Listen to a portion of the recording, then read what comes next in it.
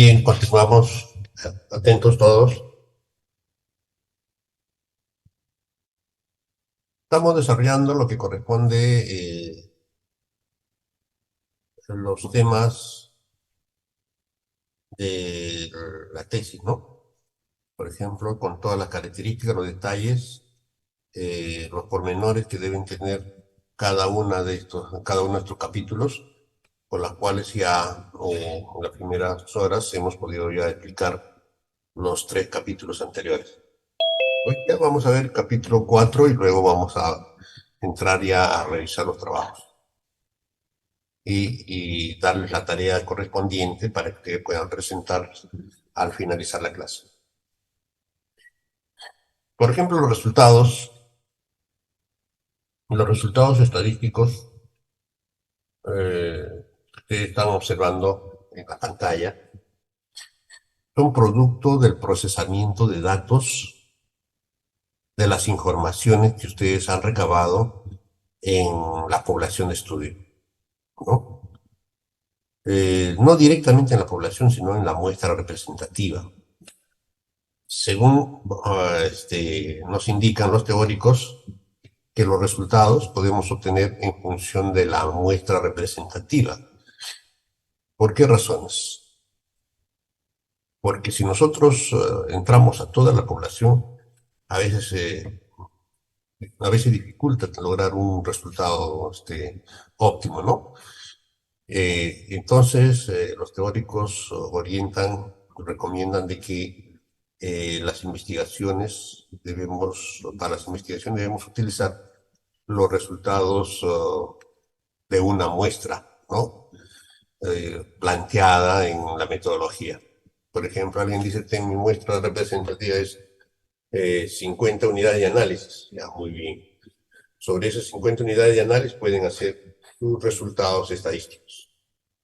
Pueden obtener sus resultados estadísticos. Los resultados estadísticos que se obtienen de esta muestra van a ser interpoladas. Vamos a utilizar la interpolación, y que consiste más que todo en entender que los resultados obtenidos de una muestra se pueden ampliar a toda la población de estudio, ¿no? Las características que nosotros encontramos en los resultados de la muestra también se repiten en la población de estudio. Entonces, a ese procedimiento nosotros lo llamamos interpolación.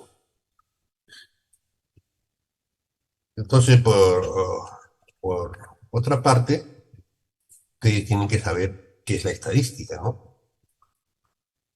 Eh, ¿Cómo se clasifica la estadística?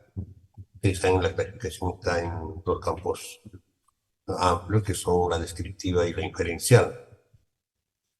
Sabemos muy bien que la descriptiva, como su propio nombre lo indica, describe las características de la variable de estudio como también de sus dimensiones, ¿no?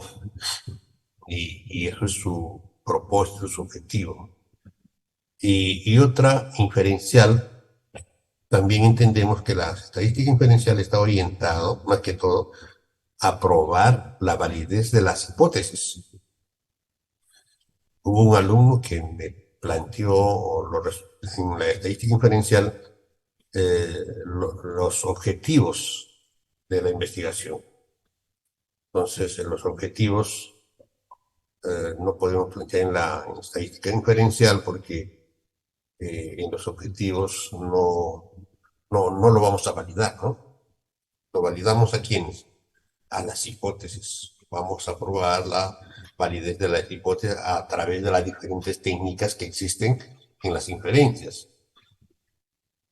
Entonces, ahora vamos a encontrar los resultados de esta investigación. Primero nos presentan los resultados descriptivos de la investigación. Y en los resultados descriptivos de la investigación, primeramente se desarrollan lo que corresponde a la primera variable. Todos tienen, en sus estudios tienen la primera variable, ¿no? Para ello han procesado los datos, ¿no? Han procesado los datos en el estadígrafo SPSS, ¿no? han hecho el seguimiento para hallar esta tabla que ustedes están observando, finanzas corporativas, es la primera variable. Acá nosotros vemos tres niveles: nivel bajo, nivel mediano y nivel alto. En las frecuencias son los integrantes, las personas, ¿no? Nivel bajo 7, nivel mediano 21, nivel alto 16. Y cada de estos niveles tienen su representación en términos porcentuales: 19.15.9%, 47.7%, 36.4%, ¿no? Entonces, estas dos columnas de frecuencia y porcentajes son importantes, que ustedes deben de conocer. ¿Qué nos indica esta tabla? Esta tabla nos indica de que debemos leer de la siguiente manera. Las finanzas corporativas. Eh, los, oh, los encuestados manifiestan lo siguiente: que las finanzas cooperativas, o perdón, finanzas corporativas se encuentran en nivel bajo, ¿no? Podemos decir cuanto más claro, ¿no? 7 encuestados nos manifiestan que las finanzas corporativas tienen un nivel bajo. 21 encuestados nos manifiestan que las finanzas corporativas tienen un nivel mediano. Y un 16 o 16 encuestados nos dicen de que las finanzas corporativas tienen un nivel alto. Esa es la forma de interpretar esta tabla. También en términos porcentuales pueden decir que el 47.7% nos dicen que las finanzas corporativas tienen un nivel mediano, ¿no? Entre estos términos porcentuales, la que prevalece es el mediano, 47.7%. Entonces, lo que el alumno debe desarrollar es por qué se encuentra en el nivel mediano. Tiene que contextualizarlo, ¿no?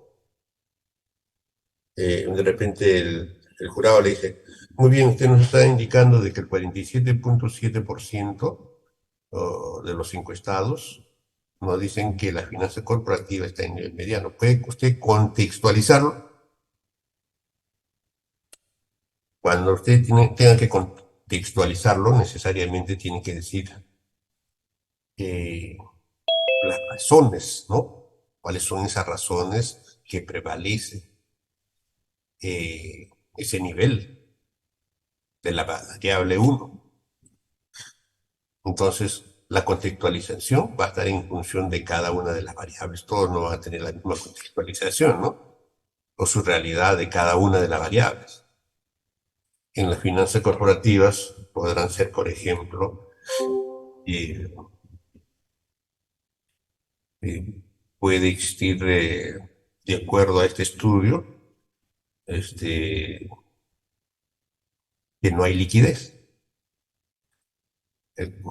Puede ser en todo caso que las finanzas corporativas representan un alto porcentaje de morosidad, etcétera, etcétera. Depende a qué fines u objetivos está orientado la actividad de la organización, ¿no? Pero sí, ustedes tienen que verificar la contextualización de acuerdo a la actividad de sus variables de estudio, ¿no? Pero siempre se elige el más alto en términos porcentuales: a 15.9, 47 y 36. Entonces lo que prevalece acá es 47%, ¿no? Esa sería la primera tabla. Después en la figura que están observando prevalece el nivel mediano, ¿no? Con 47.73%. ¿Ya?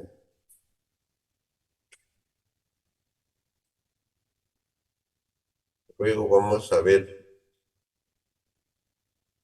la la otra tabla debe corresponder a las tablas cruzadas. En la tabla cruzada solamente se mencionan las dimensiones de la primera variable. Pero en este caso, en este trabajo, lo ha elaborado las tablas por cada una de las dimensiones. Por ejemplo, acá dimensión 1 es recursos financieros. 8 encuestados manifiestan que los recursos financieros tienen un nivel bajo. 23 encuestados manifiestan que los recursos financieros tienen un nivel medio. Y 13 encuestados nos dicen que los recursos financieros tienen un nivel alto. Acá también están en términos porcentuales. ¿Ya? Entonces, como les vuelvo a repetir, tienen que contextualizar por qué los recursos financieros tienen un nivel mediano. En estadística, le va a preguntar de todas maneras los miembros del jurado, ¿no? Porque en la estadística o en el jurado doctoral, con las sustanciones de posgrado, doctorales, entonces en esos casos sí tiene que conocer a cabalidad, porque es mediano, ¿no? Esa conceptualización debe basarse en función de sus dimensiones e inclusive en función de sus indicadores, ¿no? Esos indicadores son los que determinan las razones por las cuales han resultado este alto porcentaje. Pero yo les recomendaría que ustedes eh, se apoyen, digamos así, ¿no? En sus dimensiones de estudio e indicadores. Las razones pueden ustedes explicarlo en función de sus dimensiones, como también en función de sus indicadores. No pueden agarrar otro tema más. De igual manera, acá vemos su gráfico, las frecuencias y los términos porcentuales, y acá hay una cierta interpretación, ¿no? Hay una pequeña interpretación. La siguiente tabla será de la dimensión 2, que también será la misma lectura, el mismo procedimiento, con su tabla y su gráfico y su interpretación. Y si algún alumno no pudiese recordar la interpretación de la tabla, acá está la interpretación que el estadístico le está haciendo llegar. Puede colocar la tabla acá en la parte central y en la parte lateral derecha coloca la interpretación. En su diapositiva, ustedes lo van a tener que elaborar eh, para que puedan visualizarlo, ¿no? Como un medio de apoyo. A veces por el nerviosismo, por la tensión, etcétera, etcétera, el alumno le dificulta interpretar correctamente. Pero si usted tiene la diapositiva con los datos fundamentales, va a ser un medio de apoyo para poder llevar el seguimiento, explicar con detalles.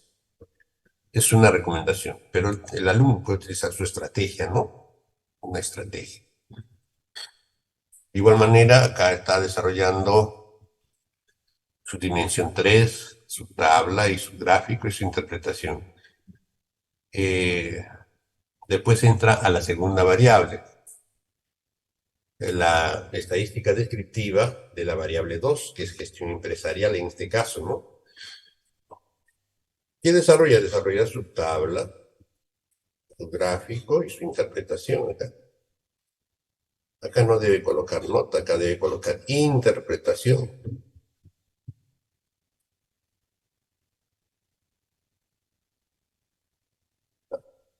Puede, quede. Después de la segunda variable, eh, ya empieza con las dimensiones, ¿no? En dimensión 1, proceso administrativo, su tabla y su gráfico y su interpretación. La siguiente será dimensión 2. Dimensión 2, en este caso es toma de decisiones, su tabla y su gráfico, su interpretación. Ya después, ¿no? En este caso, le faltan otras dimensiones, ¿no? falta otras dimensiones. Pero ustedes tienen que desarrollar con todas sus dimensiones. Lo recomendable es que ustedes elaboren una sola tabla para todas las dimensiones y les va a salir muy fácil su interpretación. Y luego hacen también lo mismo. Los gráficos, en un solo gráfico, todas las dimensiones deben tener su interpretación o sus indicadores correspondientes del SPSS. Ahí termina la estadística descriptiva de su test. La otra parte, la otra clasificación de la estadística, lo contamos o consideramos los resultados inferenciales, que también es lo que puedo decir estadística inferencial. ¿Qué hacemos primeramente para hallar la estadística inferencial? Buscamos la prueba de normalidad. ¿Qué será la prueba de normalidad? A ver, ¿quién podría indicarnos? ¿Qué viene a ser la prueba de normalidad?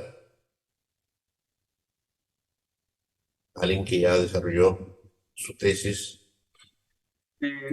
A ver, bueno, Eh, yo he investigado, doctor, sí, sobre la prueba de normalidad, que básicamente trata de, de asimilar tipo a un tipo de, ay, ¿cómo le dicen esta nota? A una medida tipo mediana, moda, ¿no? Algo así, cuartiles, perceptiles, y que los datos se asemejen a un valor, ¿no? A una media. Entonces, si los datos se asemejan a ese valor o a esa media, se dice que cumple una distribución normal, ya que los datos están en la misma relación a esa media, ¿no? A esa mediana, a esa moda. Entonces, por eso se dice que la prueba pues tiene una distribución normal y algo así. Entonces, de ahí parte pues no el concepto de la prueba de normalidad. Muy bien, muy bien. Vamos a complementar algo más. La intervención está muy bien. Eh, nosotros, ¿para qué planteamos la prueba de normalidad? Así con sencillez, con términos sencillos, no vayamos a los términos complejos que utiliza la estadística. Porque cuando utilizamos la tecnología estadística, eh, el alumno, el estudiante, siempre le dificulta entender en su estrecha dimensión cada uno de esos términos. La prueba de normalidad, en primer lugar, es para verificar si la distribución de los datos en la presente investigación tienen una distribución normal o no. Si tienen una distribución normal, quiere decir que son pruebas paramétricas. Y si tienen una distribución que no es normal, corresponden a las pruebas no paramétricas. Ahora, en este nivel, cuando hablamos de paramétricas y no paramétricas, tenemos que conocer cuáles son las técnicas para hallar la prueba de normalidad con las pruebas paramétricas y no paramétricas, para hallar la validez de las hipótesis a través de las paramétricas y no paramétricas. Entonces, se desprende varias cosas ya, ¿no? Cuando las pruebas son no paramétricas, generalmente prevalece o mayormente utilizamos la técnica de Pearson, la técnica de Pearson. Pero cuando las pruebas son no paramétricas, utilizamos el Rode-Spearman. Ya me rectifico. Cuando las pruebas son no paramétricas, utilizamos la técnica de Rode-Spearman para hallar la validez de las hipótesis. Pero si las pruebas son paramétricas, allá utilizamos la técnica de R de Pearson. R de Pearson. ¿Ya? Entonces, dentro de la prueba de normalidad, para yo poder desarrollar la prueba de normalidad, previamente tengo que saber de que hay dos técnicas muy significativas, o las más significativas, para hallar la prueba de normalidad. Hay dos técnicas para la prueba de normalidad. ¿Cuáles son? La técnica de Shapiro-Wilk y la técnica de Kolmogorov-Smirnov. Cuando se utiliza la técnica de Shapiro-Wilk, para diferenciar estos dos, basta conocer a cuánto equivale mi muestra representativa en la investigación. Si tu muestra es mayor a 50 unidades de análisis, para hallar tu prueba de normalidad vas a tener que utilizar Kolmogorov-Smirnov. Vas a interpretar Kolmogorov-Smirnov. Pero si tu muestra es igual a 50 o menor a 50, utilizará la técnica de Shapiro-Wilk. ¿Entendido? Ahora me dirán los alumnos, pero profesor, cuando yo he procesado mis datos en el SPS, me salió esa tabla que usted está mostrando. Está Kolmogorov, Shapiro-Wilk. Cuando se procesan los datos en el SPS, siempre sale esta tabla con las dos técnicas, tanto de Kolmogorov-Smirnov como de Shapiro-Wilk. Sale. Pero el estudiante tiene que decir, primero, ¿a cuánto equivale mi muestra de estudio? Mi muestra equivale a 70 unidades de análisis. Como es mayor a 50 unidades, entonces utilizo la técnica de Kolmogorov. Es decir, me voy a apoyar en esta técnica de Kolmogorov. Lo estoy nombreando, ¿no? Y ahí tengo los indicadores estadísticos del SPSS con relación a mi primera y segunda variable. Pero, ¿qué va a suceder si tu muestra es menor a 50, por decir 40 unidades o 20 unidades de análisis? Ya como mi muestra es 20 unidades de análisis, entonces lo que yo voy a utilizar es la técnica de Shapiro-Wilk. Es decir, Shapiro-Wilk se utiliza cuando es igual a 50 o menor a 50 unidades de análisis. Si en este trabajo dice que su muestra es 44,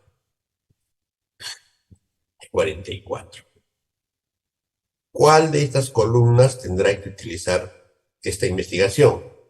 ¿La técnica de Shapiro-Wilk o de Kolmogorov-Smirnov? De Shapiro-Wilk. Shapiro-Wilk, muy bien. ¿Por qué utilizo Shapiro-Wilk? Y voy a tener que sombrear esta columna, porque voy a utilizar estos datos. ¿Se dan cuenta? Estos indicadores que están ustedes observando acá, voy a tener que utilizarlos para interpretarlos, ¿no? Si es una prueba normal o es no normal, si es una prueba paramétrica o no paramétrica. Entonces acá ya me está dando todas las indicaciones. Si es Shapiro-Wilk, quiere decir que voy a hacer una prueba no normal, no paramétrica. Y si es no paramétrica, me va a inducir de que voy a utilizar la técnica de Pearson. Vamos a ver. ¿Cómo se lee este cuadro? Primero identifico mi muestra de 44 y en consecuencia voy a interpretar la columna de Shapiro-Wilk. Con respecto a la primera variable, en este caso finanzas corporativas, con respecto a la segunda variable, que es gestión empresarial, y acá están sus indicadores. El nivel de significancia es muy importante, sí. Implica el p-valor, ¿no? El p-valor. Nosotros previamente, el p-valor para para probar la validez de la hipótesis, establecemos, ¿no?, que el p-valor en esta investigación es alfa, y alfa, el valor de alfa es igual a 0.05, que representa el margen de error en la cual estoy trabajando, ¿no? Si yo tengo el margen de error del 5%, mi p-valor es el 0, o el valor de alfa es igual a 0.05. Y esto me va a ser un parámetro para poder comparar con este nivel de significancia que sale acá en la tabla. Sí, sale 0.327. ¿Será mayor al valor de alfa? 0.327. ¿Es mayor a 0.05? Sí, es mayor, ¿no es cierto? Ahora, eso con respecto a la variable 1. Y con respecto a la variable 2, me dice de que el nivel de significancia es 0.140. 0.140 es mayor a 0.05, también son mayores, ¿no? Si son mayores, ¿qué va a suceder? Que se va a aceptar la hipótesis nula y se va a rechazar la hipótesis alternativa en la regla de decisión cuando se llegue a probar las hipótesis de la investigación.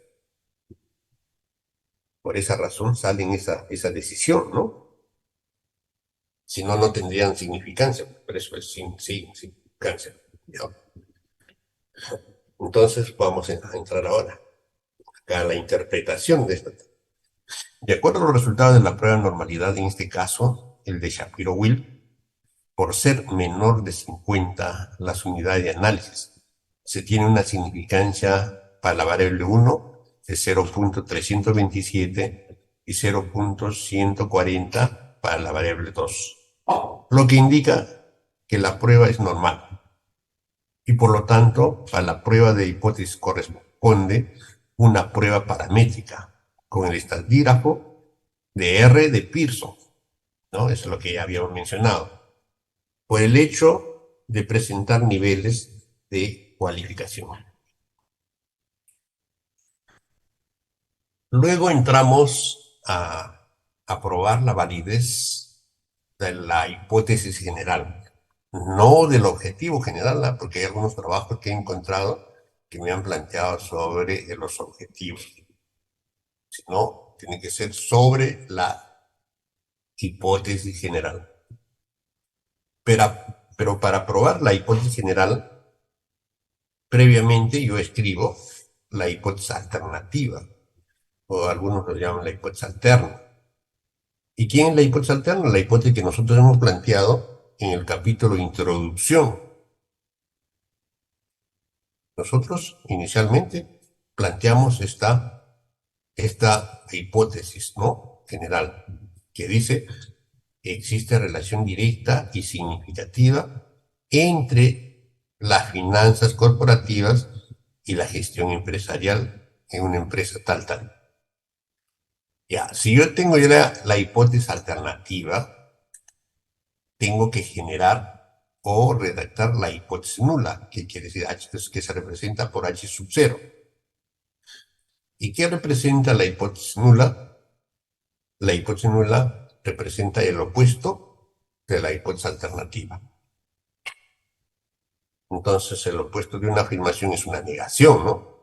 Entonces yo diré, no existe relación directa y significativa entre las finanzas corporativas. Niego ahí. Si ya tengo las hipótesis alternativa y la hipótesis nula ya formulada, voy a entrar a procesar en el SPSS y voy a obtener esta tabla de correlaciones.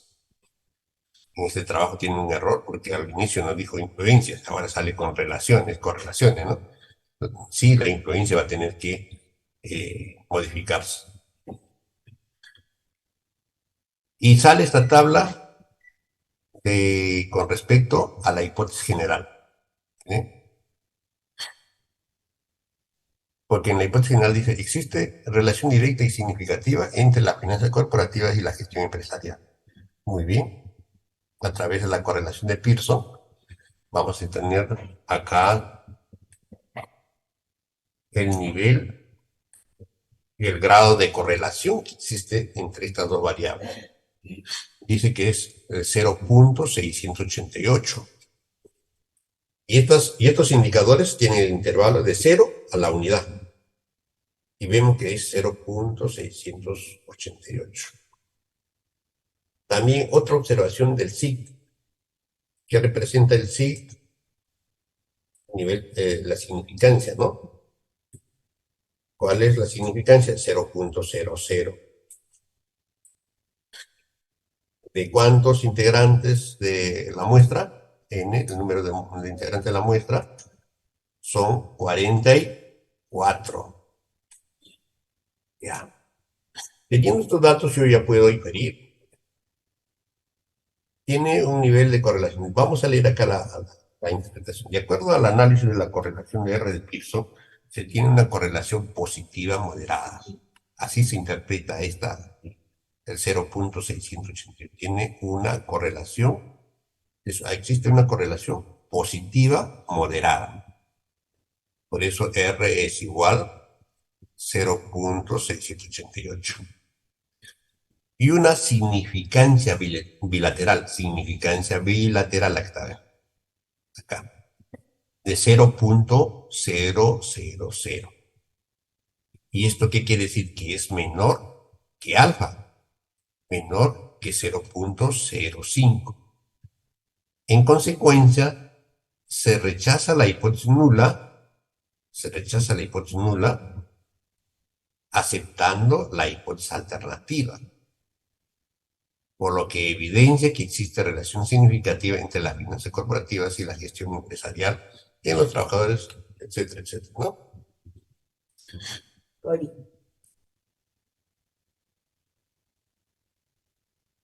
Si es menor esta significancia bilateral, en este caso 0.05, en esos casos sí se acepta la hipótesis alternativa y se rechaza la hipótesis nula. Acá de estas dos hipótesis, se acepta la hipótesis alternativa y se rechaza la hipótesis nula. Entonces, el resultado sería esta hipótesis que se planteó inicialmente en el capítulo de introducción. Entonces, acá tiene una validez por estos indicadores. No es porque el tesista o el investigador quiere a su manera, sino por estos indicadores. ¿Y estos indicadores son producto de qué? De las técnicas que se han utilizado, en este caso, de la correlación de Pearson. De igual manera, interpretamos con respecto a la variable 2. También nos dice que la correlación es positiva moderada, equivalente a 0,688. Y la significancia bilateral acá es igual a 0.00 y esto es menor que alfa. En consecuencia, se acepta la hipótesis alternativa y se rechaza la hipótesis nula. Pero, ¿qué sucede cuando acá el nivel de significancia es mayor a 0.005?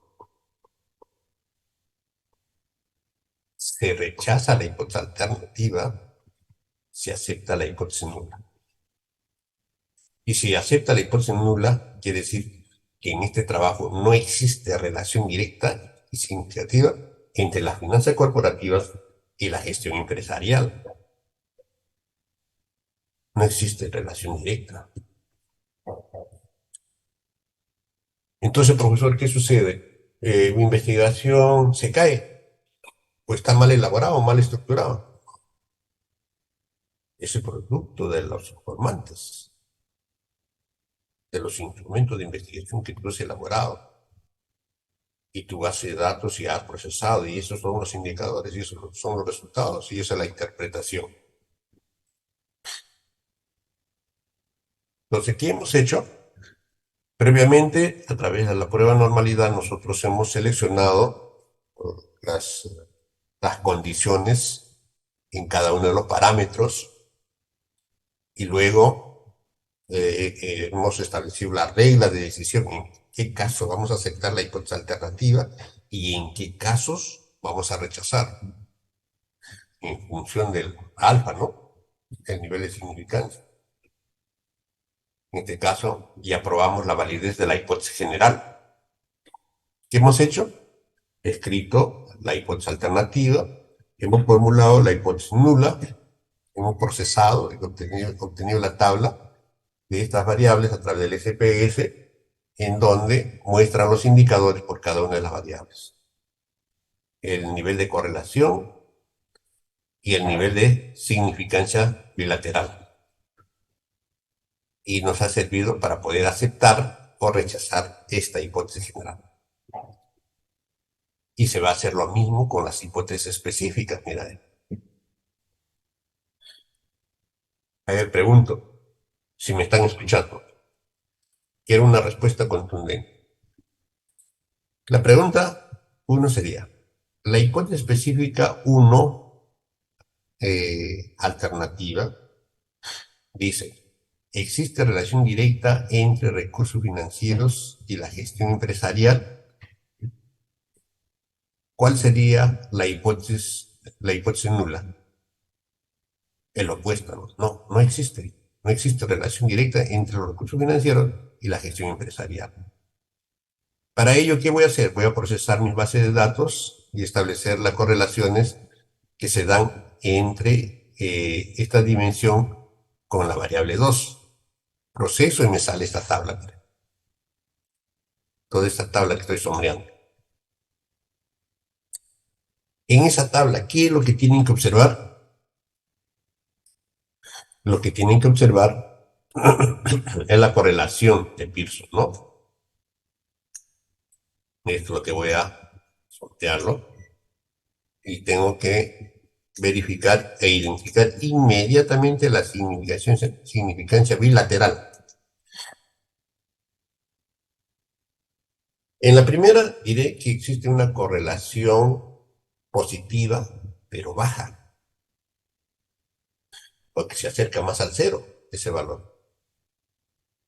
No puede decir que existe una alta correlación, no, es posible. Por el valor indicador es una baja correlación porque es una cifra que se está acercando más al cero. Está distante del 1, ¿no? Entonces yo digo que existe una correlación positiva baja. ¿Qué más?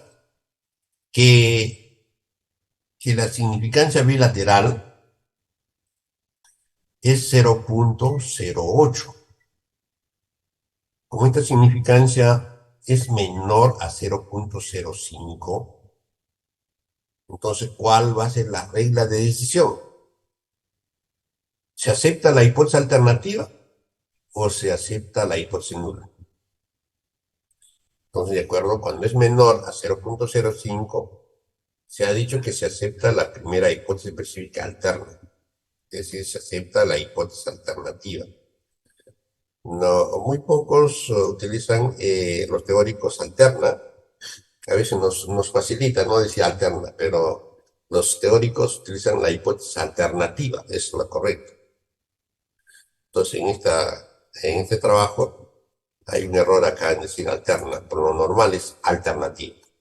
Hay otro por facilidad, dicen alterna ya. Bueno, casi son equivalentes, ¿no? Entonces, de acuerdo a la regla de decisión y verificando la significancia bilateral, decimos que es menor a 0.05, en consecuencia, se acepta la hipótesis alternativa y se rechaza la hipótesis nula. Entonces, ¿qué diría como resultado? La hipótesis diría, existe relación directa entre los recursos financieros y la gestión empresarial. Y ya no prevalece la nula. Lo mismo lo van a hacer acá en las hipótesis específicas, ¿no? La hipótesis alternativa y la hipótesis nula. Luego la tabla que sale el resultado del, del procesamiento de datos del SPS y verifican su nivel de correlación, su significancia bilateral. ¿Qué me está dando a indicar? Si es que es menor a 0.05, quiere decir que pues, se rechaza la hipótesis nula y se acepta la hipótesis alternativa. Fácil, ¿no? Pero sí tienen que saber interpretar inmediatamente quiénes, ¿no? Porque ahí se confunde el alumno, ve acá algunos indicadores y acá también ve los mismos indicadores Y ya, pues lo que está acá también va a tener la misma interpretación que lo que están haciendo en esta parte. Eh, Pero basta una sola, pues, con eso ya. ¿Alguna pregunta hasta ahí?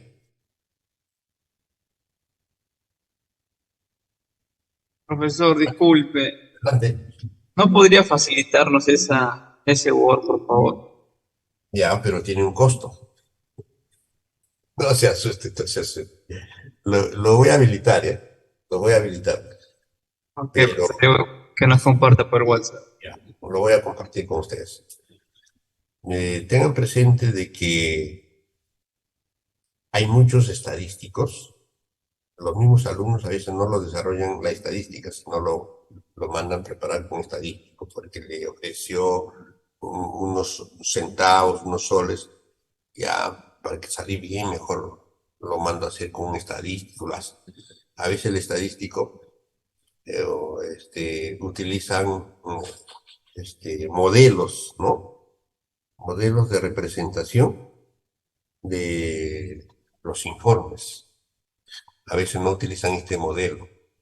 Entonces al alumno le dificulta interpretar, o etcétera, ¿no? Porque yo aprendí a sumar con manzanitas, dice, ¿no? Porque mi profesor me enseñó a sumar con manzanitas, pero también puedes sumar con frijolitos. No sumo con frijolitos, porque yo aprendí a sumar con manzanitas. Entonces, a veces esa idea se queda en el alumno, ¿no? Entonces ustedes tienen que analizar, lo que tienen que analizar es el nivel de correlación que es esta y el nivel de significancia. En cualquier modelo que esté, y eso son las bases para su aceptación o su rechazo de la hipótesis alternativa. Ya. ¿Otras preguntas?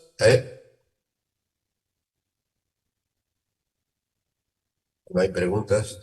Sí, profesor, hasta ahí por ejemplo, en mi trabajo yo ya lo tengo realizado y lo tengo claro. En lo que es la discusión, profesor, estaba averiguando y me dicen que tengo que comparar mis resultados con los de mi marco teórico, con los antecedentes internacionales.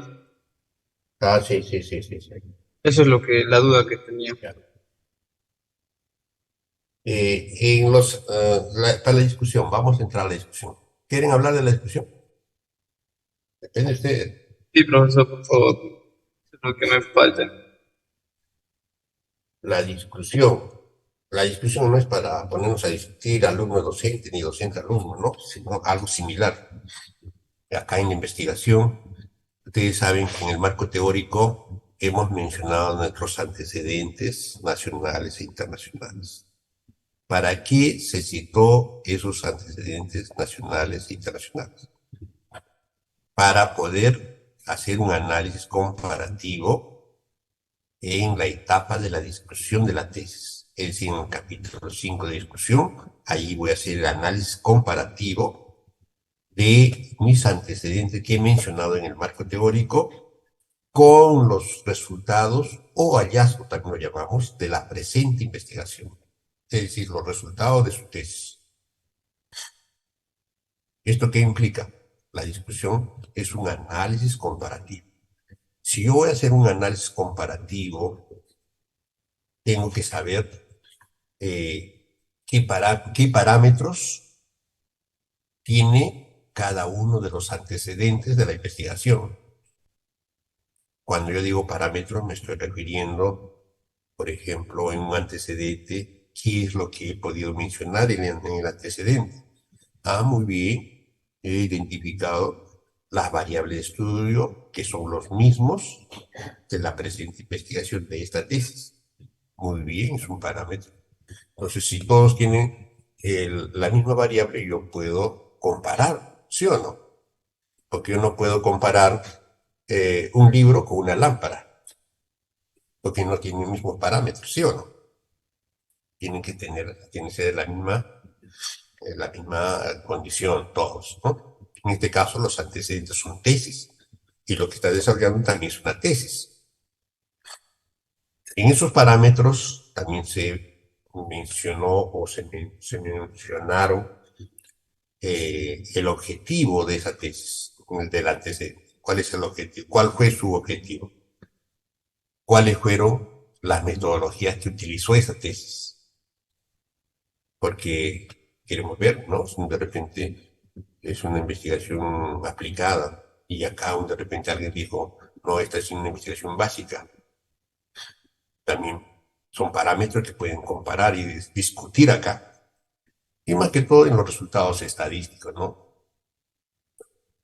Pueden ustedes comparar que la variable del antecedente, el Rode-Spearman representó a 0,858, mientras que el Rode-Spearman en esta tesis representó al 0,688. Y entonces tienen que contextualizar por qué razones, ¿no? ¿Por qué razones hay una diferencia? ¿Es por el ámbito geográfico de estudio, por la antigüedad de de las tesis o porque el fenómeno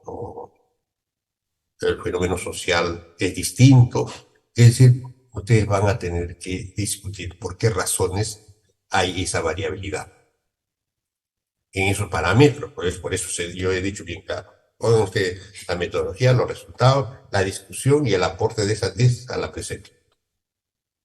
Entonces dirán, el aporte de esa tesis fue muy importante porque en base de las variables que utilizó y sus dimensiones han servido para identificar con toda claridad estos resultados, ¿no? Nosotros lo manifestamos en indicadores.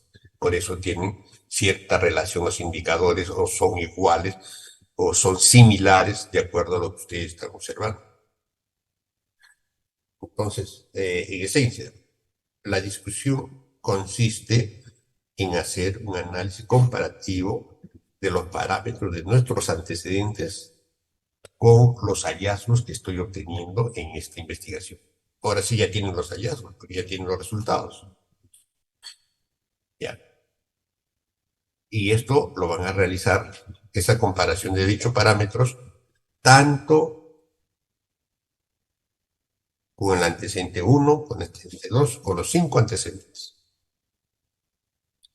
nacionales, con los 5 antecedentes internacionales. ¿Qué infiere? ¿Qué comparaciones usted establece con estos antecedentes y los hallazgos que está encontrando? Entonces tiene que por lo menos elegir un parámetro para decir, no, con respecto a los resultados, con respecto a la metodología, con respecto a la población de estudio, acá se obtuvo los resultados de Pearson con estos indicadores, mientras que en la nueva investigación se utilizó Pearson, pero cuyos indicadores procesados en el SPS representan el siguiente indicador. Es decir, estoy más o menos orientando la comparación y la redacción que ustedes deben de realizar en la etapa de la discusión. Y esto va a suceder con todos los antecedentes. Hay algunos investigadores que no toman en cuenta los antecedentes, sino toman en cuenta con los objetivos. Tengan presente eso sí. ¿Pero es válido? Sí, es válido.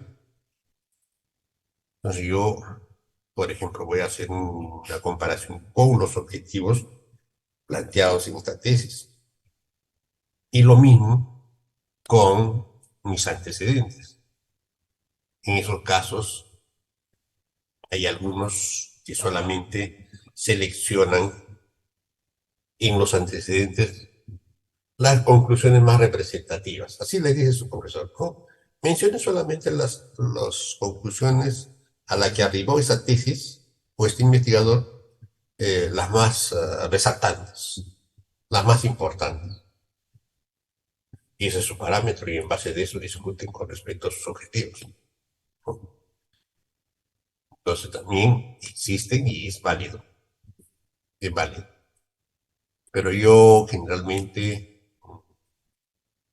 en la experiencia de del trabajo de investigación considere lo pertinentes en base a los parámetros que nosotros hemos establecido en los antecedentes. Tengo algo que comparar con lo que yo he obtenido los resultados, ¿no? ¿Qué diferencia, qué similitud, ¿no? ¿Qué variabilidad estoy encontrando? Y sobre esa variabilidad tendré que yo decir, no, las razones son estas. Puede ser el ámbito geográfico, pueden ser otros factores determinantes de dichos indicadores, de dicha variación que se da. Y eso sería casi toda la discusión. No más cosas no puede haber en la discusión. Y acá hay cuántas páginas y he hecho una comparación con sus antecedentes.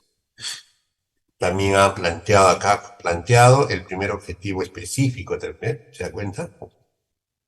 También ha tomado en cuenta el objetivo específico, que es determinar la influencia de los recursos financieros en la gestión empresarial de una empresa productora. Se evidenció a través de la tabla cruzada, miren, una correlación positiva.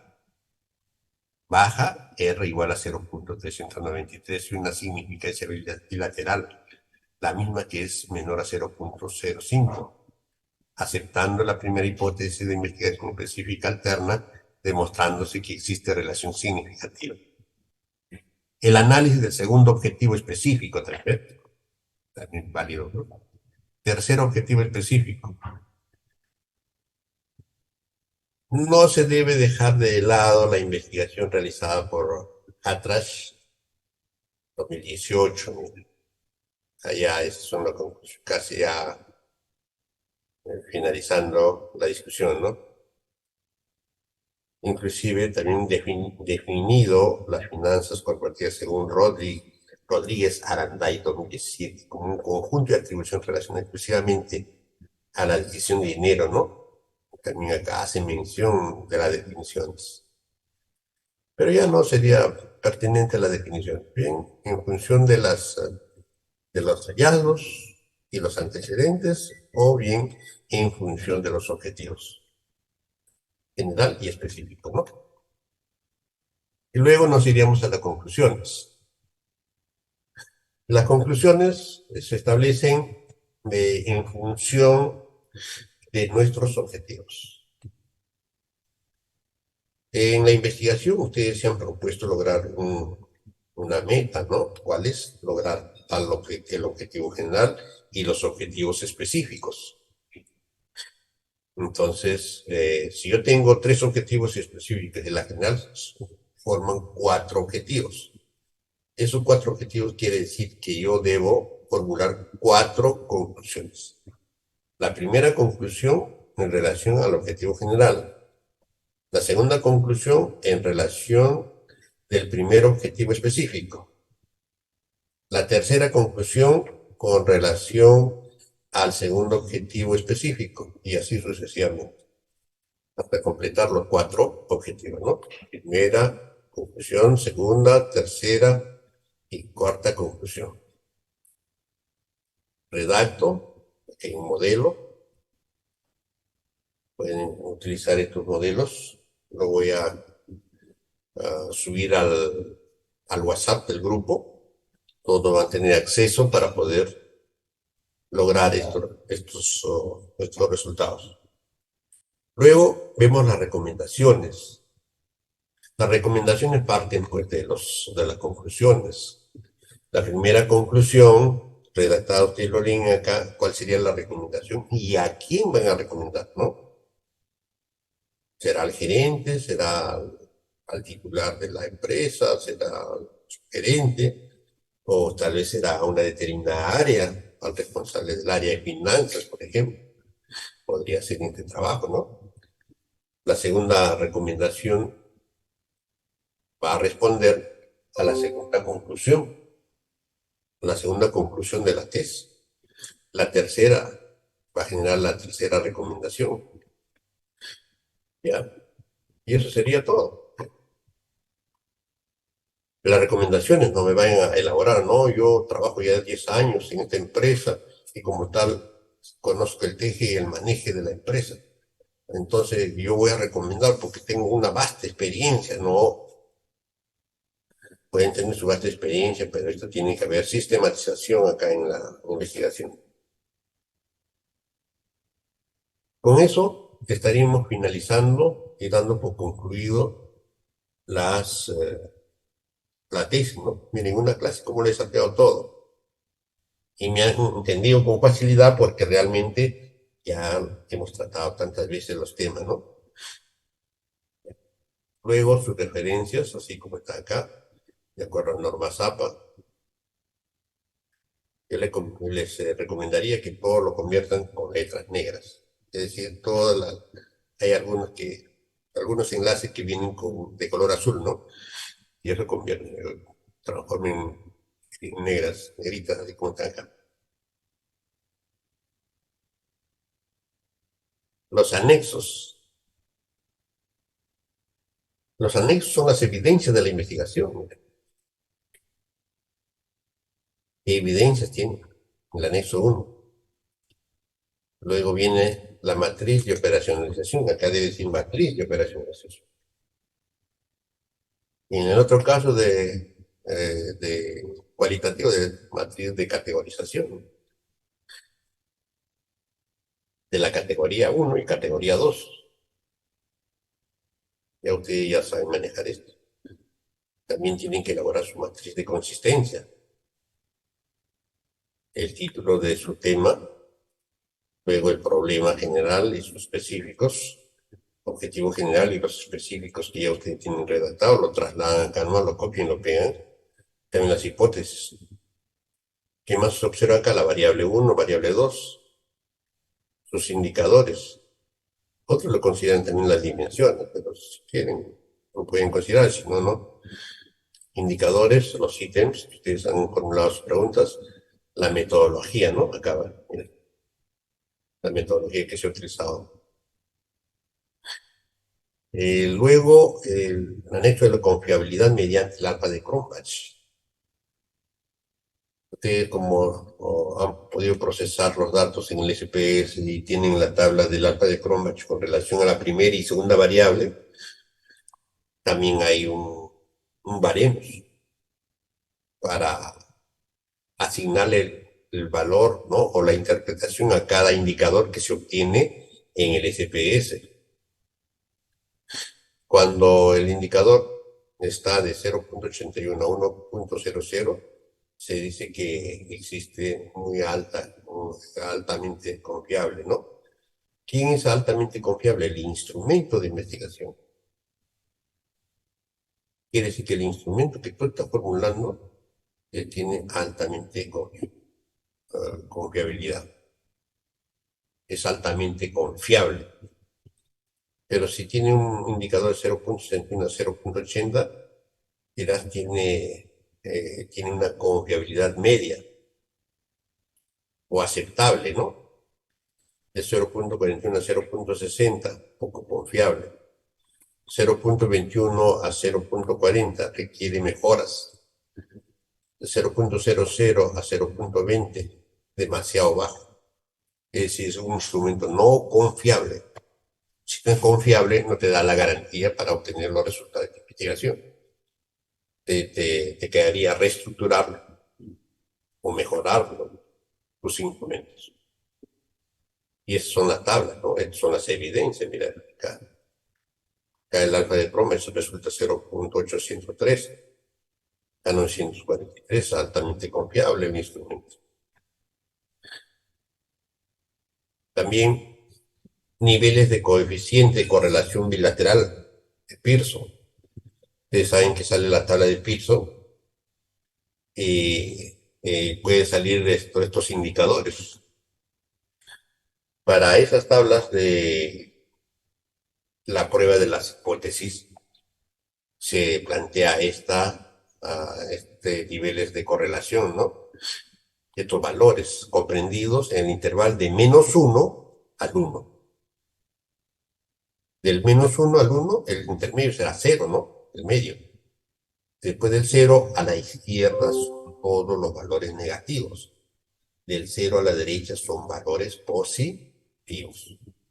Por eso que va a salir, por ejemplo, un resultado, un indicador puede salir menos 0,688. Quiere decir que es un indicador, que es un resultado negativo, con indicador negativo. A mí me preguntaba una señorita de otra sección, me decía, doctor, en mi tesis eh, me salió un resultado negativo, menos, menos 0,322. ¿Qué quiere decir esto? Que mi tesis está mal, ¿no? ¿Y cómo voy a presentar ahora? La tesis está mal. Y eso fue su pregunta, ¿no? Pero yo no puedo, tenía que escucharlo y decirle, ¿no? Que los resultados pueden ser positivos, positiva muy alta, positiva media, positiva muy baja, como también puede haber resultados negativa baja, negativa media y negativa alta. Entonces, eso depende del baremos. Puede salir, pero a mí me han dicho de que si sale negativo quiere decir que está mal la tesis, ¿no? Falso, falso, le dije, falso. Es producto de los informantes con respecto a las encuestas que tú has desarrollado. Entonces, eso no quiere decir que resultado, si tu resultado, tu indicador es negativo, ya la tesis se cae, ¿no? Entonces me entendió, inclusive recurrí a un video. Entonces, ¿cómo se interpreta, cómo se lee el resultado de la investigación? Se establece en función de una estructura para su redacción, ¿no? Donde las variables que intervienen, las interrelaciones que intervienen, tienen que establecerse de manera inversa. Si son resultados negativos, también se llaman resultados inversos, ¿no? Esos resultados inversos tienen su respectiva interpretación, su modelo de interpretación. También las positivas tienen su modelo de interpretación. Eso no quiere decir que la tesis está mal hecha, pero sí existen resultados negativos, resultados inversos en el desarrollo de la tesis. ¿Y para qué? Le salió muy bien cuando tuvo que sustentarlo y obtuvo una calificación de excelente todavía. ¿Ya? Entonces, tienen que estar estos coeficientes, yo los llamo baremos, porque son valores, ¿no? Tienen que estar en los anexos. Y otro que es fundamental, la base de datos, por favor. La base de datos estructurados en Excel debe estar acá. Y como están observando ustedes, es una evidencia que el alumno ha formulado su base de datos y esa base de datos ha acarreado esos resultados de la investigación. Acá está un pantallazo del SPS, donde se identifican la vista de datos, la vista de variables. Acá están las variables que se han ingresado, miren. Evidencias contundentes. Nadie puede decir, no, esto es un invento. Acá están la base de datos que están también acá en el SPS, ¿no? Y acá están, miren, los resultados obtenidos en el SPS, como una evidencia, ¿ven? El instrumento que se utilizó para las encuestas o el cuestionario para la primera variable. Así, este es un modelo, ¿no? Ustedes ya tienen un modelo. Esto para la segunda variable y las preguntas, lo calificativo que deben hacer. Luego acá está el nuevo formato de la validación de instrumentos. Acá están, pues un nuevo formato de está llenados. Y luego los anexos de consentimiento informado.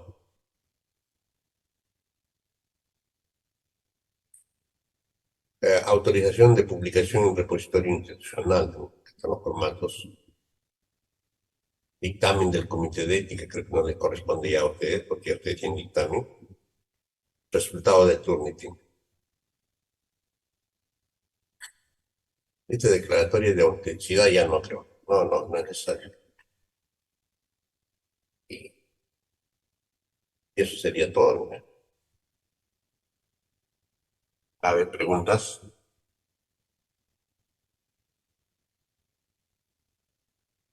¿No hay preguntas? Ya, con eso hemos podido ilustrar el desarrollo de la tesis. Las tesis deben estar así como las están observando ustedes, ¿no? No debe haber mucha variabilidad con los anexos, ¿no? La variabilidad puede ser por el tema, ¿no? O el nivel de investigación que ustedes están desarrollando. Karen Chávez, sí, con la mano alta, que Profesor, preguntar. Adelante. sí, tengo una pésima señal.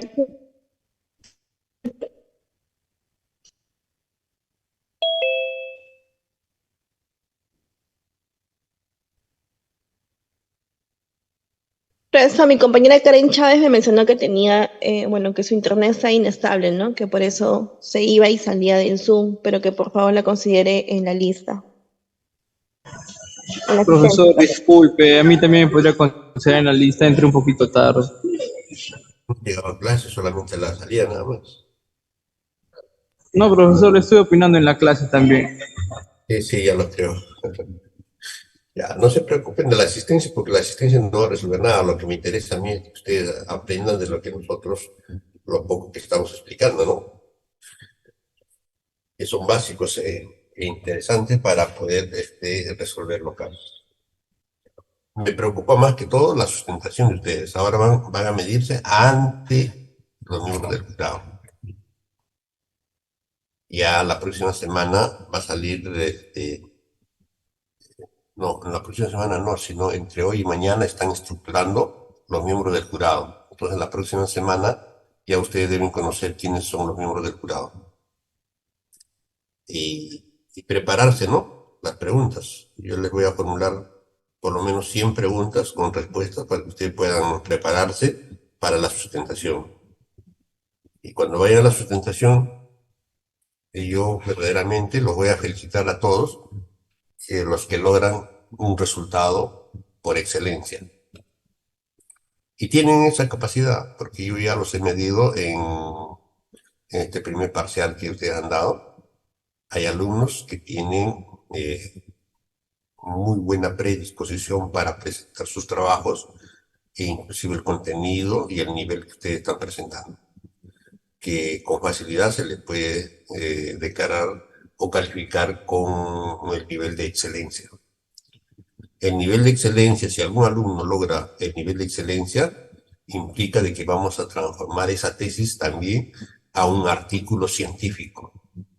Y el artículo científico tiene un esquema especialmente de su propia estructura y solamente lo que hay que conversar con el alumno, cuál va a ser el procedimiento, cuál es el tiempo que vamos a utilizar para desarrollar ese artículo científico.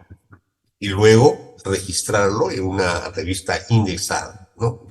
Tiene un costo de $5.000 o $3.000 para su registro, pero creo que el pago lo realiza la universidad.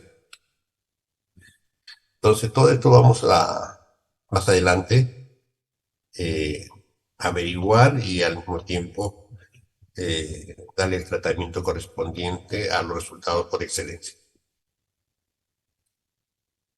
Muy bien, ahora sí los dejo trabajar, revisar su tesis y faltando